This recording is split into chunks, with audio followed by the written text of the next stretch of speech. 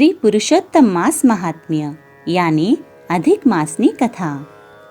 अध्याय 6 मडमासनी श्रीकृष्णने विनंती।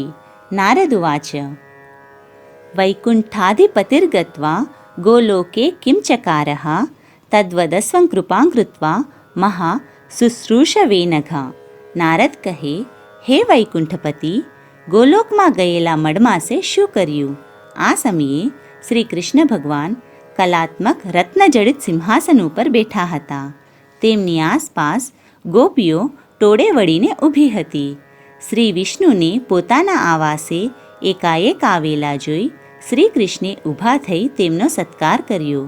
આગમનનું કારણ પૂછ્યું તો શ્રી વિષ્ણુ હાથ જોડીને કહેવા લાગ્યા, હે ગોપપતિ, રાસના રચૈયા, મુરલીના બજૈયા, આપને હું હૃદયપૂર્વક વંદન કરું છું. શ્રી કૃષ્ણે શ્રી વિષ્ણુને પોતાની પાસેના આસન ઉપર બેસાડ્યા. પછી શ્રી વિષ્ણુએ મડમાસને ભગવાન આગળ નમાવ્યો. અહીં પરમ શાંતિના ધામમાં પણ મડમાસ પોતાનું દુઃખ ભૂલ્યો ન હતો. તે કંપતો હતો અને તેની આંખમાંથી આંસુઓ સરતા હતા. તેની આવી દશા જોઈ શ્રી કૃષ્ણે શ્રી વિષ્ણુને પૂછ્યું, આપની સાથે આવનાર આ દુઃખી કોણ છે? શ્રી વિષ્ણુ તુરત જ સિંહાસન ઉપરથી ઊભા થયા અને અધિક માસ મડમાસની વિતક કથા કહેવા લાગ્યા. હે કુંજ વિહારી, મુરલીધર, ઘનશ્યામ, આ મારી સાથે આવેલા અભાગીનું નામ મડમાસ છે. તેને અધિક માસ પણ કહે છે.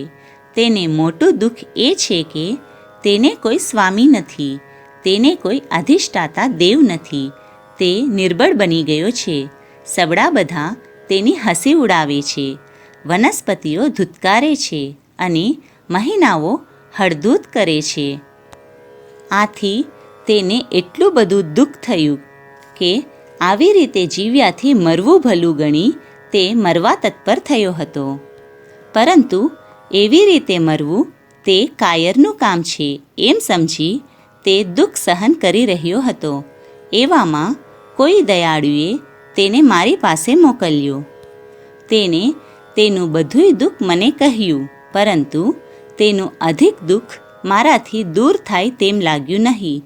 તેથી આપ જેવા સંકટમોચન દીન દયાળુ પાસે તેના દુઃખના નિવારણ માટે લાવ્યો છું. મને આશા છે કે આપના શરણે આવેલાને આપ ઉગારશો, જેથી મારું અત્રે આવવું પણ સાર્થક થશે. વિધિસુત કિમર્પુચ્છદશીશ્વરમ તદ્ગુના વદસુત તપસ્વિનમ પરમ ભાગવતસ્સ હરે સ્તનુસ્તદુદિતમ વચનમ પરમૌષધમ. ઇતિ શ્રી બૃહદનારદીય વિશે પુરુષોત્તમ મહાત્મ્યમ અધ્યાય 6 સમાપ્ત.